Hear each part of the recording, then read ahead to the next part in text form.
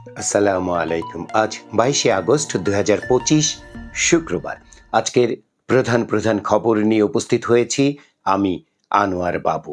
সিলেটের কোম্পানিগঞ্জে সাদা পাথর লুটপাটে প্রত্যক্ষ ও পরোক্ষভাবে 42 জন রাজনীতিবিদ ও প্রভাবশালী ব্যক্তির সংশ্লিষ্টতার প্রমাণ পেয়েছে দুর্নীতি দমন কমিশন। তালিকায় বিএনপি, জামায়াত, এনসিপি ও আওয়ামী লীগ নেতাকর্মীরা আছেন। এছাড়া লুটপাটে স্থানীয় প্রশাসন, পুলিশ, বিজিবির নিষ্ক্রিয়তা ও সহযোগিতা ছিল। সাদা পাথর এলাকায় এনফোর্সমেন্ট অভিযান চালিয়ে দুদক এসব তথ্য জানতে পেরেছে।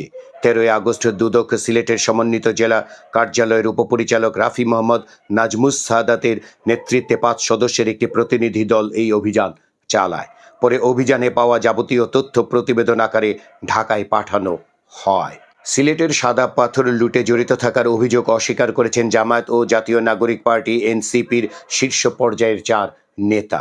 তারা গতকাল বৃহস্পতিবার জরুরি সংবাদ সম্মেলন করে বিষয়টিকে বিভ্রান্তিকর ও মানহানিকর দাবি করে তাদের বিরুদ্ধে মিথ্যা প্রচারণা চলছে বলে উল্টো অভিযোগ করেন। এর আগে 13 আগস্টে সাদা পাথর লুটের ঘটনাস্থল অভিযান চালায় দুর্নীতি দমন কমিশনের 5 সদস্যের একটি এনফোর্সমেন্ট দল। তারা ফিরে ঢাকায় কমিশনে একটি প্রতিবেদন পাঠায়। প্রতিবেদনে উল্লেখ করা হয়, সাদা পাথর লুটপাটে প্রত্যক্ষ ও পরোক্ষভাবে 42 জন রাজনীতিবিদ ও প্রভাবশালী ব্যক্তির সংশ্লিষ্টতার প্রমাণ পাওয়া গেছে। তালিকায় বিএনপি, জামায়াত, এনসিপি ও আওয়ামী লীগের নেতাকর্মীরা আছেন। এর মধ্যে জামায়াত ও এনসিপির 2 জন করে 4 জন নেতা আছেন। ঢাকা বিশ্ববিদ্যালয় কেন্দ্রীয় ছাত্র সংসদ ডাকসু নির্বাচনের প্রাথমিক প্রার্থী তালিকা প্রকাশ করা হয়েছে। এই তালিকায় বৈধ প্রার্থী 462 জন। এর মধ্যে সবচেয়ে বেশি প্রার্থী ভিপি পদে 48 জন, জিএস পদে 19 জন ও এজিএস পদে 28 জনের প্রার্থিতা বৈধ ঘোষণা করা হয়েছে। ভিপি, জিএস, এজিএস সহ ডাকসুতে পদ আছে 28টি। এসব পদে প্রতিদ্বন্দ্বিতা করতে 509টি মনোনয়নপত্র জমা পড়েছিল। যাচাই বাছাইয়ে 47টি মনোনয়নপত্র প্রাথমিকভাবে ত্রুটিপূর্ণ বলে বিবেচিত হয়। বাংলাদেশে জন্মগ্রহণকারী শরীফুল এম খান যুক্তরাষ্ট্রের সামরিক বাহিনীতে ব্রিগেডিয়ার জেনারেল পদে পদোন্নতি পেয়েছেন। মার্কিন প্রেসিডেন্ট ডোনাল্ড ট্রাম্প গত জুন মাসে যেসব সামরিক কর্মকর্তাকে মেজর জেনারেল ও ব্রিগেডিয়ার জেনারেল পদে পদোন্নতির জন্য মনোনীত করেছিলেন, তাদের মধ্যে ছিলেন মার্কিন বিমান বাহিনীর কর্মকর্তা শরীফুল খান। মার্কিন প্রতিরক্ষা দপ্তরের ওয়েবসাইট থেকে শরীফুল খানের পদোন্নতি সম্পর্কে জানা গেছে। আগামী জাতীয় সংসদ নির্বাচনে বিএনপির বিজয় ঠেকাতে নানা চেষ্টা চলছে বলে মন্তব্য করেছেন দলের ভারপ্রাপ্ত চেয়ারম্যান তারেক রহমান। তিনি বলেছেন, অবাধ, সুষ্ঠু ও নিরপেক্ষ নির্বাচনে ভোট দেওয়ার সুযোগ পেলে জনগণ বিএনপিকে রাষ্ট্র পরিচালনার দায়িত্ব দিতে পারে। এই ভয়ে পলাতক স্বৈরাচার সরকার বিএনপির বিজয় ঠেকাতে অন্তর্ঘাতী অপরাজনীতি চালু করেছিল। ফ্যাসিবাদ বিরোধী আন্দোলনে রাজপথের সহযোদ্ধা ও কতিপয় রাজনৈতিক ব্যক্তি ও গোষ্ঠীর আচরণেও সেই পলাতক স্বৈরাচারী সরকারের মতো বিএনপির বিজয় ঠেকাও প্রবণতা লক্ষ্য করা যাচ্ছে। রাজধানীর ইঞ্জিনিয়ার্স ইনস্টিটিউশন মিলনায়তনে গতকাল বৃহস্পতিবার সনাতন ধর্মাবলম্বীদের সঙ্গে শুভেচ্ছা বিনিময় অনুষ্ঠানে এসব কথা বলেন তারেক রহমান। জন্মাষ্টমী উপলক্ষে বিএনপি এই অনুষ্ঠানের আয়োজন করে।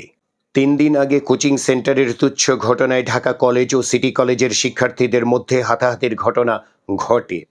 এর জেরে গতকাল বৃহস্পতিবার রাজধানীর নিউ মার্কেট এলাকায় আবারও সংঘর্ষে জড়িয়ে পড়ে 2 কলেজের শিক্ষার্থীরা। প্রায় 1.5 ঘন্টা ব্যাপী চলা সংঘর্ষে 4 জন পুলিশ সদস্য ও উভয় পক্ষের অন্তত 6 জন আহত হয়েছেন। জুলাই জাতীয় সনদের খসড়ার বিষয়ে নিজেদের মতামত জাতীয় ঐক্যমত্য কমিশনে জমা দিয়েছে বাংলাদেশ জামাতে ইসলামী।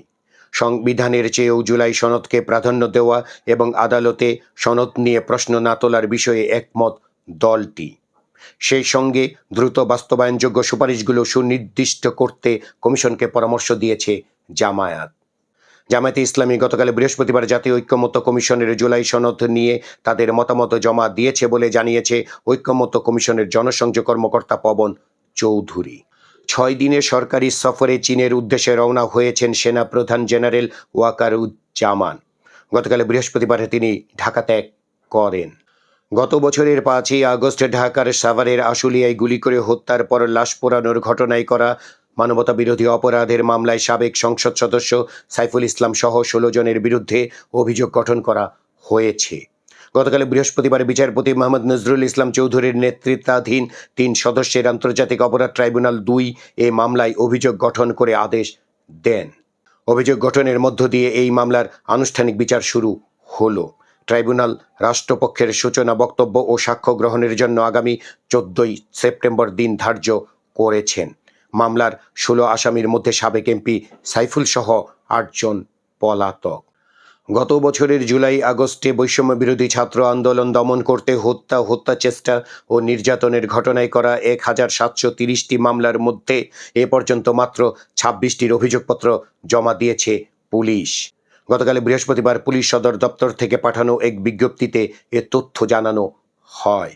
রাজস্ব সংক্রান্ত কাজে অভিজ্ঞ ব্যক্তিদের রাজস্ব নীতি বিভাগ এবং রাজস্ব ব্যবস্থাপনা বিভাগের সচিব সহ অন্যান্য পদে নিয়োগে প্রাধান্য দেওয়ার নিয়ম রেখে রাজস্ব নীতি ও রাজস্ব ব্যবস্থাপনা অধ্যাদেশ সংশোধন প্রস্তাব অনুমোদন করেছে সরকার। ত্রয়োদশ জাতীয় সংসদ নির্বাচনের কর্মপরিকল্পনা অর্থাৎ রোড ম্যাপ গতকাল বৃহস্পতিবারের মধ্যে ঘোষণার কথা বললেও তা পারেনি নির্বাচন কমিশন। ৪ নির্বাচন কমিশনার ও ইসির সিনিয়র কর্মকর্তারা গতকাল ৪ ঘন্টা বৈঠক করেও রোডম্যাপ চূড়ান্ত করতে পারেননি। তবে কর্মপরিকল্পনার বেশ কিছু পরিবর্তন আনা হয়েছে। আগামী রবিবার রোডম্যাপ চূড়ান্ত হতে পারে। নিহত সাংবাদিক দম্পতি সাগর সরোয়ার ও মেহেরুন রুনির সন্তান মাহির সরোয়ার মেঘের কাছে পূর্বাচলের ৩ কাঠা জমির দলিল হস্তান্তর করেছেন প্রধান উপদেষ্টা অধ্যাপক ডক্টর মোহাম্মদ ইউনূস। রাষ্ট্রীয় অতিথি ভবন যমুনায় গতকাল বৃহস্পতিবার মেঘের হাতে এই দলিল হস্তান্তর করেন তিনি। এনসিপি ডায়াসপোরা অ্যালায়েন্স মালয়েশিয়া চ্যাপ্টারের আমন্ত্রণে আজ শুক্রবার দেশটিতে যাচ্ছেন এনসিপির আহ্বায়ক নাহিদ ইসলাম। ইটালির প্রধানমন্ত্রী জর্জিয়া মেলোনি বাংলাদেশ সহ এশিয়ার 5টি দেশে তার সফর আপাতত বাতিল করেছেন। সফর বাতিলের বিষয়টি গতকাল বৃহস্পতিবার বাংলাদেশ সরকারকে জানানো হয়েছে। রোম ও ঢাকার কূটনৈতিক সূত্র এ বিষয়টি নিশ্চিত করেছে। 5টি দেশে সফরের শুরুতে প্রধান উপদেষ্টা মোহাম্মদ ইউনূসের আমন্ত্রণে 30 আগস্ট ঢাকায় আসার কথা ছিল ইতালির প্রধানমন্ত্রীর। খাগড়াছড়ির রামগড়ে নিজ বাড়িতে এক বৃদ্ধ মা ও তার মেয়ের গলাকাটা লাশ উদ্ধার করেছে পুলিশ। উপজেলার পূর্ব বাগানটিলা গ্রামে গত বুধবার দিবাগত রাতের কোনো এক সময় ঘটনাটি ঘটেছে। গতকাল বৃহস্পতিবার বেলা 11:30টার দিকে স্থানীয় লোকজন ঘরের মেঝেতে মা মেয়ের রক্তাক্ত লাশ দেখে পুলিশে খবর দেয়। পরে দুপুরের দিকে রামগড় থানা পুলিশ লাশ দুটি উদ্ধার করে। জামালপুরের বহুমুখী সমবায় সমিতি আল আকাবার পরিচালকদের বিরুদ্ধে প্রতারণার মাধ্যমে প্রায় 400 কোটি টাকা হাতিয়ে নেওয়া ও অর্থ পাচারের অভিযোগে মামলা করেছে সিআইডি। গতকাল বৃহস্পতিবার এক বিজ্ঞপ্তিতে সিআইডি এ তথ্য জানায়। জামালপুরের মাদারগঞ্জ থানায় আল আকাবা সমিতির পরিচালক ও তাদের স্বার্থ সংশ্লিষ্ট প্রতিষ্ঠানের বিরুদ্ধে 14 আগস্ট মানি লন্ডারিং আইনে মামলা করা হয়েছে। বিজ্ঞপ্তিতে বলা হয়েছে, ব্যাংকের চেয়ে উচ্চ মুনাফার প্রলোভন দেখিয়ে 13 থেকে 14 হাজার গ্রাহকের কাছ থেকে টাকা সংগ্রহ করেছে ওই সমিতি। এভাবে প্রতারণামূলকভাবে প্রায় 400 কোটি টাকা আত্মসাৎ করেছে। হবিগঞ্জের নবীগঞ্জে ঢাকা সিলেট মহাসড়কের পাশে একটি সিএনজি রিফুয়েলিং স্টেশনে ভয়াবহ অগ্নিকাণ্ডের ঘটনা ঘটেছে। এ সময় স্টেশনে থাকা একটি বাস, 9টি অটোরিকশা ও 2টি মোটরসাইকেল পুড়ে গেছে। এই ঘটনায় গুরুতর আহত হয়েছেন 6 জন।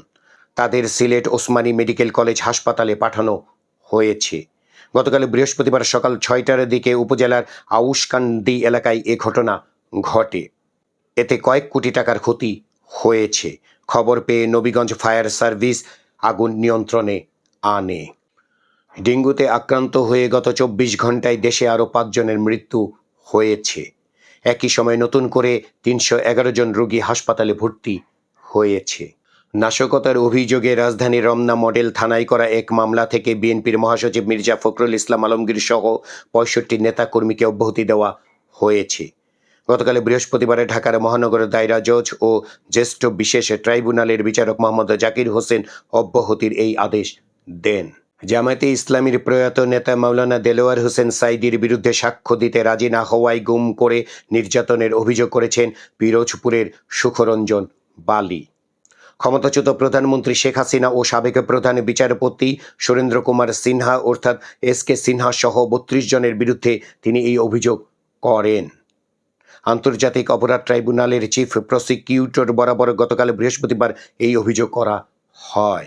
অন্তর্বর্তী সরকারের প্রধান উপদেষ্টা ডক্টর মোহাম্মদ ইউনূস বলেছেন, আগামী বছরের ফেব্রুয়ারিতে দেশে সাধারণ নির্বাচন অনুষ্ঠিত হবে, আর নির্বাচন শেষে তিনি রাষ্ট্রের সব দায়িত্ব ছেড়ে দেবেন। নির্বাচনে যে সরকার গঠিত হবে সেই সরকারের কোনো পদে তিনি থাকবেন না। যুক্তরাষ্ট্রের ইউটাহ ভিত্তিক সংবাদ মাধ্যম ডেসারেট নিউজে লেখা নিবন্ধে তিনি এরকম অভিমত প্রকাশ করেছেন। গত বছরের বাংলাদেশের গণ অভ্যুত্থান, অন্তর্বর্তী সরকারের প্রধানের দায়িত্ব গ্রহণ, সংস্কার সহ বিভিন্ন বিষয় নিয়ে তিনি বিস্তারিত লিখেছেন। বৃহস্পতিবার নিবন্ধটি প্রকাশ করেছে সংবাদ মাধ্যমটি। সড়ক দুর্ঘটনার খবরে দেখা যাচ্ছে, ঢাকা মাওয়া এক্সপ্রেস ওয়েতে প্রাইভেট কার উল্টে স্বামী স্ত্রী সহ 3 জন নিহত ও 1 জন গুরুতর আহত হয়েছেন। বৃহস্পতিবার ভোরে এক্সপ্রেস ওয়ের মুন্সিগঞ্জের শ্রীনগর উপজেলার শোলঘর যাত্রী ছাউনির কাছে এ দুর্ঘটনা ঘটে। এছাড়া দুর্ঘটনায় 6 স্থানে আরও 7 জন প্রাণ হারিয়েছেন। তাদের মধ্যে রাজধানীতে মোটরসাইকেল আরোহী, জামালপুরে শিক্ষার্থী, চট্টগ্রামে পিকআপ চালক সহ 2 জন, কুমিল্লায় পথচারী, রাজবাড়ীতে কিশোর ও বগুড়ায় যুবক রয়েছেন। যশোরের ঝিঘরগাছায় এক নারীকে সংঘবদ্ধ ধর্ষণের মামলায় বহিষ্কৃত 2 ছাত্রদল নেতা সহ 4 জনের বিরুদ্ধে অভিযোগপত্র দিয়েছে পুলিশ। বৃহস্পতিবার আদালতে অভিযোগপত্র জমা দেন তদন্তকারী কর্মকর্তা ও পুলিশ পরিদর্শক আবু সাঈদ। ফেনীর মহিপালে স্বামীকে আটকে রেখে স্ত্রীকে সংঘবদ্ধ ধর্ষণের ঘটনায় বৃহস্পতিবার ভুক্তভোগী গৃহবধূ মামলা করেছেন। ফেনী মডেল থানায় মামলা করার পর বিকেলে তার ডাক্তারি পরীক্ষা করা হয়েছে।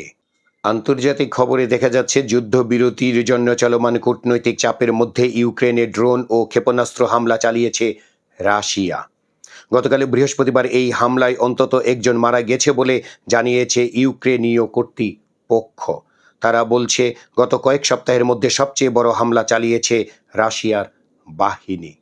ব্যাংকিং সেক্টরের খবরে দেখা যাচ্ছে, শরিয়া ভিত্তিক পরিচালিত 5 দুর্বল ব্যাংক একীভূতকরণের প্রাথমিক প্রক্রিয়া শুরু করেছে বাংলাদেশ ব্যাংক। এর লক্ষ্যে ব্যাংকগুলোর ফরেনসিক অডিট শেষ হয়েছে। ব্যাংকের ব্যবস্থাপনা পরিচালক ও চেয়ারম্যানদের নিয়ে কয়েক দফা বৈঠকও অনুষ্ঠিত হয়েছে। সবকিছু ঠিক থাকলে আগামী অক্টোবরে চুক্তির মধ্য দিয়ে আনুষ্ঠানিকভাবে একীভূত হয়ে যাচ্ছে ব্যাংকগুলো। তবে এই কাজটি করতে যে পরিমাণ অর্থের প্রয়োজন হবে তা পাওয়া নিয়ে শঙ্কা প্রকাশ করেছেন সংশ্লিষ্টরা। একীভূতকরণের প্রক্রিয়া শুরু হওয়া শরিয়া ভিত্তিক ব্যাংক 5টি হল ইউনিয়ন ব্যাংক, ফার্স্ট সিকিউরিটি ইসলামী ব্যাংক, গ্লোবাল ইসলামী ব্যাংক, সোশ্যাল ইসলামী ব্যাংক ও এক্সিম ব্যাংক। কেন্দ্রীয় ব্যাংক সূত্রে জানা গেছে, সংকটাপন্ন এই ব্যাংকগুলো একীভূতকরণে সামগ্রিক ব্যয় হতে পারে 60,000 কোটি টাকারও বেশি। এই অর্থের 20,000 কোটি টাকা সরকারের কাছে থেকে, 10,000 কোটি টাকা কেন্দ্রীয় ব্যাংকের আমানত বিমা ট্রাস্ট তহবিল থেকে এবং বাকি প্রায় 30,000 কোটি টাকা বিশ্ব ব্যাংক ও এডিবি সহ বিভিন্ন বহি সংস্থান থেকে নেওয়ার লক্ষ্য নির্ধারণ করা হয়েছে। বিনোদনের খবর, অভিনেতা মুশাররফ করিমের জন্মদিন আজ। 1971 সালে বরিশালে জন্ম তার। মঞ্চনাটক দিয়ে অভিনয় শুরু। প্রথম টিভি নাটক অতিথি, জনপ্রিয়তা পান ক্যারাম দিয়ে। টেলিভিশন অজ্ঞাতনামা, হালদা, হুব্বা, চক্কর, 302 সহ এ পর্যন্ত 1 ডজনেরও বেশি সিনেমায় কাজ করেছেন মুশাররফ করিম। এই ছিল আজকের প্রধান খবর। আমাদের এই খবর নিয়ে আপনাদের যদি কোনো মতামত থাকে তাহলে কমেন্ট বক্সে জানাতে পারেন। আর আমাদের এই চ্যানেলটি সাবস্ক্রাইব করে আমাদের সাথেও থাকতে পারেন।